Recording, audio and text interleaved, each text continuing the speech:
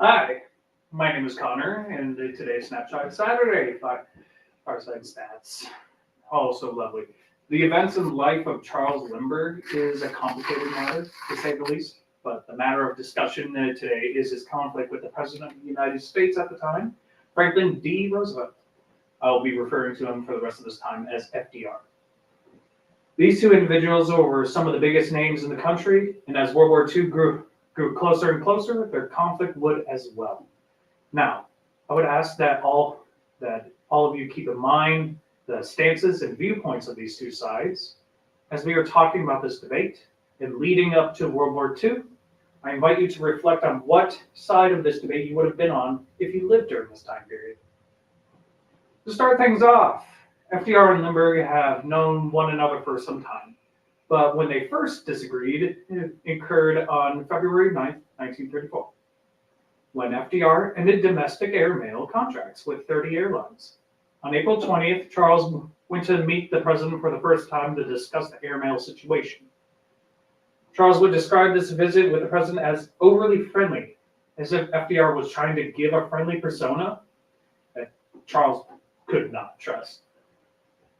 Charles would leave this meeting and criticize the end of domestic airmail contracts, even writing a letter to FDR and then soon releasing the same letter to the press on criticism towards the president. Through further issues caused by this change in airmail, FDR would reinstate the contracts. According to Lynn Olson, the author of Those Angry Days, that FDR hated to lose, and his memories of the 1934 incident were still raw and bitter. Now, as the war became more and more of a threat and became more and more intense, FDR took some controversial steps.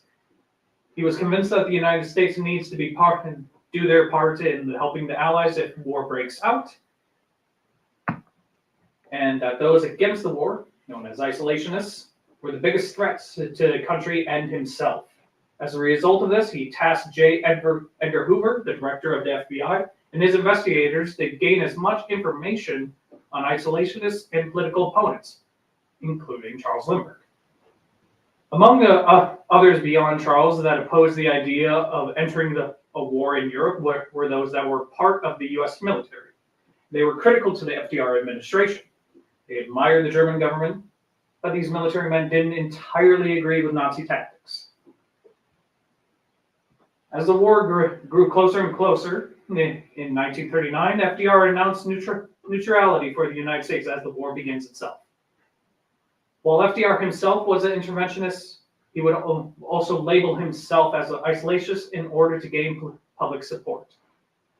He tried to get the Neutrality Act repealed by Congress in order to aid the Allies and send supplies, but he was turned down by Congress. The viewpoints of the public helped cause FDR to be more hesitant in action in order to just above half believed to remain out of the war.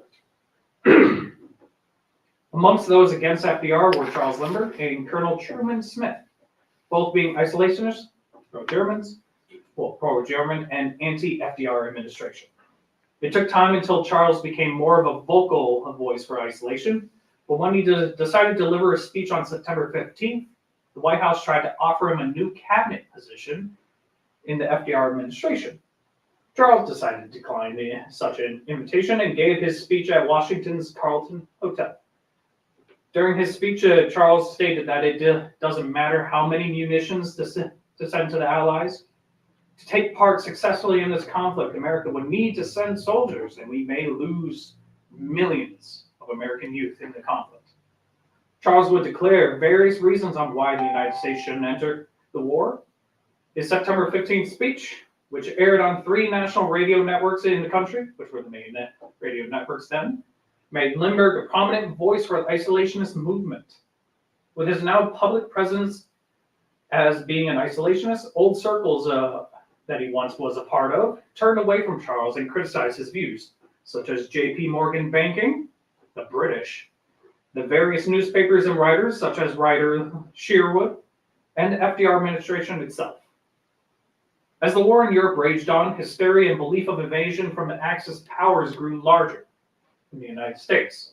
More Americans believed that the U.S. was on the invasion list, and isolationists like Charles tried to calm America through speeches pointing that the U.S. government was spreading these rumors in order to prepare the country for war.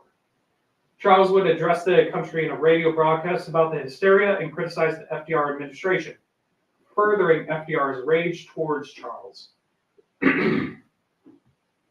After these criticisms, FDR was enraged and wanted to ruin the reputation that Charles Lindbergh had with the public. He would compare the speeches Charles would give as similar to Goebbels' own works, and Charles would be accepting to Nazi methods and beliefs. Beyond FDR, other interventionists went after Charles, and isolationists came to Charles's aid. Senator Burns mentioned to the public of Charles accepting a Nazi medal from the Nazi government during this time in Germany in 1938. General Francis Biddle, on the other hand, believed that Lindbergh was just practicing freedom of speech and he is entitled to say what he believes. FDR, in Biddle's mind, believes far too much what is right and what is wrong, rather than and forgets what is legal and illegal. At the request of FDR, Hoover continued his actions of collecting information on FDR's targets and now using illegal wiretapping to access such information for the president. One of Hoover's main targets was, of course, Charles Lindbergh, alongside Gerald Nye and Burton White, more critics of FDR and his tactics. Colonel Truman would be later tried by the White House for being pro-Nazi, anti-American, and the ghostwriter for Charles Lindbergh. Truman would deny all these charges and even go on to say that Lindbergh couldn't be swayed by any man on what he will or will not say. The speeches were all Lindbergh. With his very public viewpoints and his active aggression towards interventionists and the FDR administration, Charles would receive a large collection of hate mail that increasingly became more violent. Most common were death threats and threats of kidnapping his children. His wife, Anne Morrow, by this time has been trying to get Charles to stop being so critical of the idea of entering the war. And from these threats, she became increasingly scared to the point she felt that it was similar to the time Charles Jr. was kidnapped. She would even go further to view herself as the bubonic plague and Charles being the Antichrist due to the viewpoints that Charles was inventing. Nearing the end of 1940, FDR began receiving backlash from editors and journalists with his slowness to action. A group known as the Century Group, collection of some of America's most powerful people, including Harold Ikes, part of the cabinet, began to pressure FDR into taking action to aid Churchill's administration. Alongside FDR, Charles was being pressured by isolationists to be more against the war effort. Charles, being himself, wanted to try and stay out of matters as much as he could, trying not to be personal in his criticisms to any of his opponents.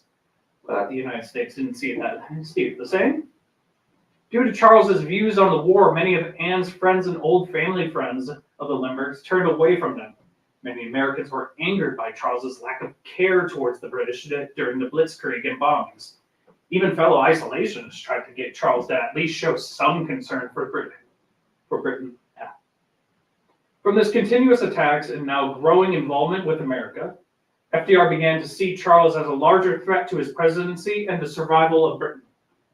The Interior Secretary of the FDR administration, Harold Ikes, was one of the biggest anti-Charles Lindbergh members of the administration. He actively spoke against Charles, calling him a native fascist and a man that would surrender at a moment's notice to the Germans. Charles would go to deliver a speech before Congress in January 1941. Charles attempted to make it clear in his speech that he did not wish to support either side of the conflict, that he only wanted to keep America out of the war, for it was a European war, not one the United States needed to be a part of. As a reaction, in May of the same year, FDR labeled Charles as a traitor and believed Charles controlled the balance of power for the isolationist movement. FDR was concerned of the power Charles held over the younger generations of America, going as far as comparing the American youth to Hitler youth in Germany. As the isolationist movement grew, students from Yale and other powerful people in the United States followed Kingman Brewster and Robert Douglas Stewart in creating the American First Movement. This movement sought to keep America out of the war in order to protect the citizens and American ways of life. One of the goals was acquiring Charles Lindbergh as a member. If they could get him, his following would join the movement too, boosting their numbers greatly. Charles was hesitant to join due to his idea of trying not to be in the spotlight too much, but in the fall of 1941, Charles eventually joined.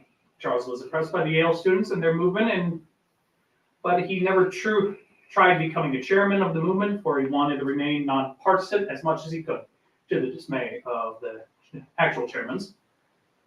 With Charles joining the movement, thousands began to join America First, and chapters were created throughout the United States. These chapters and their efforts competed with one another in order to gain Charles to speak at their areas. And one of the chairmen constantly tried to step down in order for Charles to take over. He, of course, declined. With his involvement with America First, it brought popularity and critics to the movement. Writers like Sherwood would begin to compare Charles to Hitler. Harold Ickes even began to believe that Charles wanted total power in America and to ruin FDR. Now, on April 25th, 1941, FDR delivered a speech that would make this conflict between him and Charles personal and public. FDR would compare Charles to Senator Vallandigham, senator during the Civil War that wanted the North to surrender to the South. He called Charles a defeatist and being against the actions of the U.S. president, that Charles would surrender to the enemy when the opportunity arises. FDR was, though, criticized for this view, since to be a defeatist, the country needs to be at war first. He questioned the loyalty Charles had for America and his president, trying to further brand Charles as anti-American. His accusations became front-page news and created more hate for Charles. Life magazine would later intervene with a statement that Charles wasn't pro-Nazi. He only seemed he was because of how many people that were anti-Nazi. FDR's attack caused the unity of Americans to further weaken as people became more ingrained in their chosen sides, whether interventionists or isolationists, similar to how things were before the Civil War. Charles himself was shaken by his speech. He couldn't believe that his commander-in-chief would question his loyalty to the United States. A few days later, Charles sent a letter to the press and to the president for his resignation from the Air Corps, same strategy as used earlier for the domestic airmail. With his resignation, he received backlash, and Charles became more personal in his speeches against the interventionists in America. Charles charged FDR with removing democracy from America and misleading the public in order to reach his own goals. Charles believed that new policies and leadership was required in order to better the future of America, but he needed to add that he wished that it was done through legal processes, and since people kind of saw that Charles saying all these things as planning a coup of the FDR administration. All sources of information began to become more aggressive in their criticisms on both sides of the conflict, going as far as making violent cartoons of Charles Lindbergh aiding Hitler, as done by Dr. Seuss. As hate for isolationists and Charles grew, America First started losing more members and shifted more towards the right side of politics. In an attempt to help the movement, Charles would try to express the dangers Britain is facing. His attempts would go unheard, for he unwillingly became the darling of the worst elements of the isolationist movement. In mid-1941, Charles received word that his home was wiretapped by the FBI and has been for months now on the request of FDR. FDR at this time began to receive more attacks as Americans were unwilling to aid the USSR, Soviet Union, against Germany. Many isolationists, of course, were anti-Soviets. Charles would state that he would sooner aid Britain or Germany over the USSR, and even those that weren't isolationists agreed with Charles. Charles began to be more suspicious of the FDR administration by their attacks and the wiretapping, believing that FDR was trying to silence him. Charles believed that he needed to deliver another speech before the U.S. gets thrown into the war. And he needed to address the elements that plagued society that he had only hinted at in all his other prior addresses.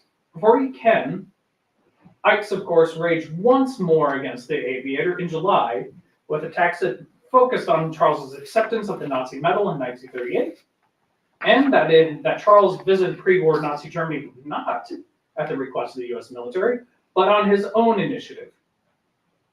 For the first time, Charles sent, once again, a letter to FDR and the public to state that he had no affiliation with any foreign government. He was not trying to aid in anyone's ideologies, other than his own. Charles's letter was seen as a publicity, as a little stunt, and he received more backlash for his attempt, but so did Ike for his own attack. Ike, though, saw it as a complete win for him, for he finally got Charles to be on the defensive.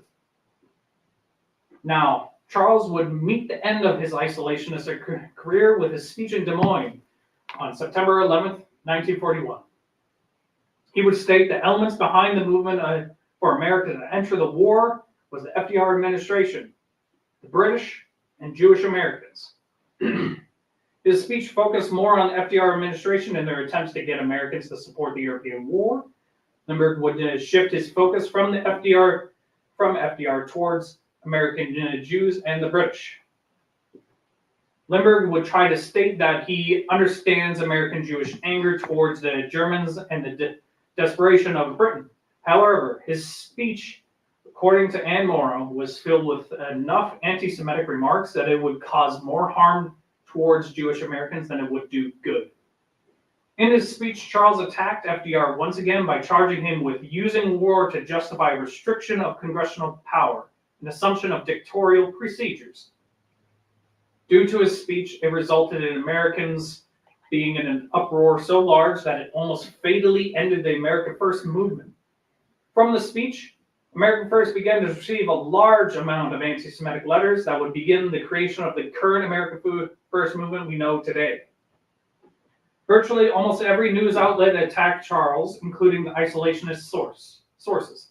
His speech, though, was a blessing for interventionists, for it gave them the opportunity to end the isolationists. Following these attacks and the backlash of his speech, though, Charles finds an opportunity to be helpful. In December of 1941, Pearl Harbor was attacked by the Japanese forces and thrusted America into World War II. From these events, Charles tried to rejoin the American Air Corps in order to help the war effort. Charles believed that after everything that had occurred, FDR would accept Charles back into the military with open arms because FDR would need different stances on matters in this conflict. Ike's and many other members of the government, including FDR, did not believe Charles and viewed him still as an enemy. Being unable to join the Army Air Corps, again, he sought out help from an old friend, Henry Ford, to help him in the war effort. Charles would help Ford at the Willow Run bomber plant in Michigan as a technical consultant.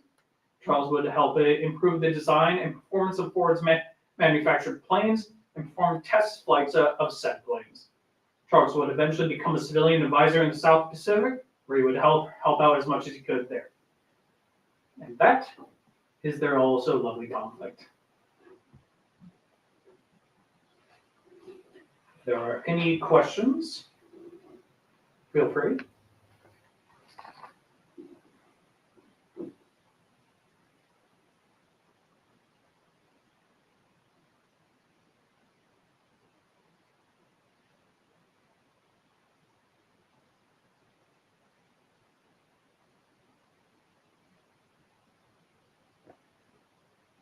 All right.